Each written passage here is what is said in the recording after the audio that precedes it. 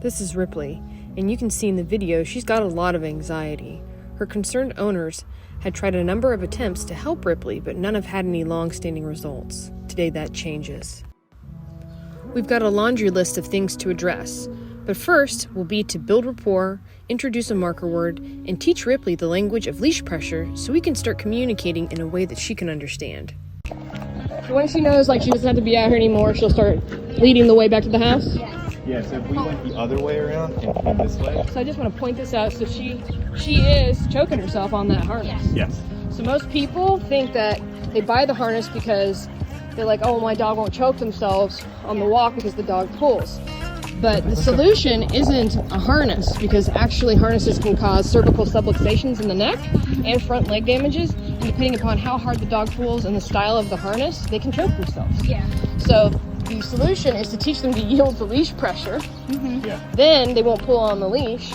Then you can have a dog who can be in a calm state of mind. And you don't have to worry about that problem with the choking and the zigzagging and everything else. Yeah.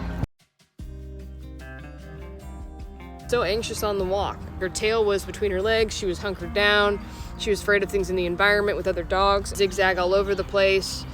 She'd pick up things off of the ground. If she saw other dogs, she'd flatten herself or bark. She didn't understand leash pressure when she was in the harness. She had developed a compulsive spin. She'd just spin around every few feet.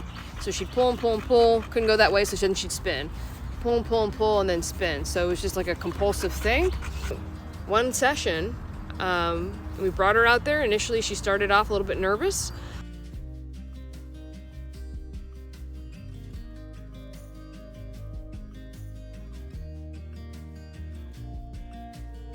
She's stressed right now. Yeah. But it's a normal part of the process, learning a new skill set. But by the end of the session, she was walking beautifully.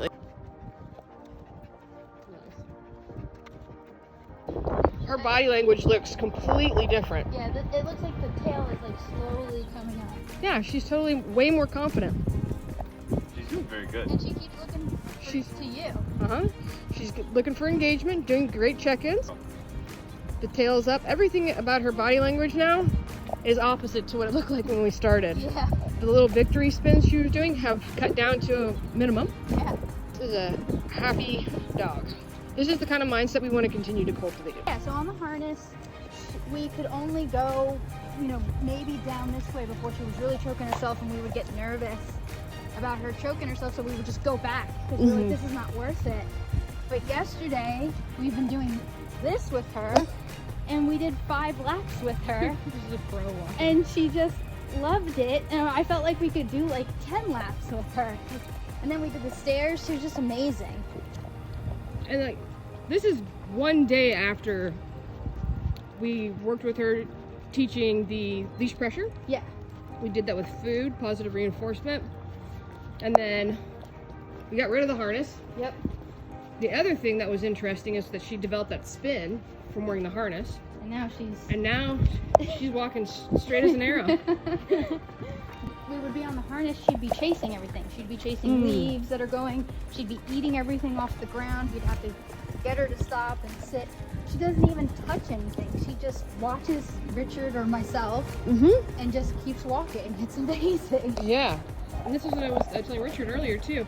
We took away what her old task was, and that was to be concerned about things in the environment and to feel uncomfortable with the equipment that was on her, not really understanding leash pressure. So we removed all that stuff and we taught her what leash pressure meant. We put the right tools on her, and her job is just to follow and to relax. And that's so much less stressful. She doesn't have to worry about stuff in the environment now, so that's why she's all chill. Yeah. Cool as a cucumber. Oh, I love it. So awesome.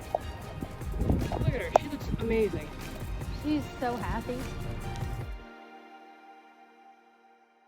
So this has been awesome. I felt really nice going out with her yesterday, and it just felt really nice. We took turns every lap. She was walking confidently, she was relaxed, she was staying by her owner's side, she used to zigzag all over the place. She'd pick up things off of the ground. If she saw other dogs, she'd flatten herself or bark. And she's not doing any of those things anymore. And I'm telling you guys, there's some magic in this. It's not just about the dog learning the concept of leash pressure, it's also about the owner building up their leash handling skills, because the leash, for a lot of you guys, I know y'all are struggling out there, you've been using the leash to just restrain your dog. When we add tension on the leash and the dog doesn't understand leash pressure, it will cause the dog to escalate. So when both parties involved understand the language of leash pressure, a lot of things can resolve themselves on their own. She's doing so well right now, it's unbelievable.